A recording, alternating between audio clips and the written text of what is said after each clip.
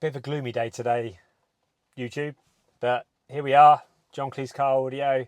My name's Connor, and even on this gloomy day, I'm still optimistic, positive, especially after we've done this cracking install of this Kenwood in this Mercedes SLK.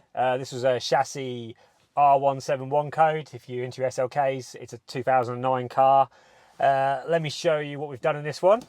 So if I turn the ignition on, we've used the ProFit fascia, which means it fits nicely. Oh, and if you ask nicely enough, we'll put the old splash screen on as well, so you get your manufacturer logo come up on the unit when it turns on. Unit's booting up now. Let's get rid of that disclaimer. So this one is the DMX8020. Its model numbers may not mean a lot, but what you need to know is this is a cracking unit. This is the best model in the Kenwood range without navigation built in. It has the capacitive touchscreen, which in essence means it's got the very responsive touchscreen, same technology your phone more than likely uses. It's got Wi-Fi built in, so you've got wireless Apple CarPlay and wireless Android Auto. Wireless Android Auto isn't available from all manufacturers, so that's a real nice feature.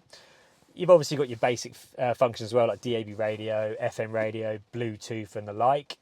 DAB is picked up in this car by official Kenwood DAB windscreen aerial. We find they are probably the best windscreen mounted DAB aerial on the market.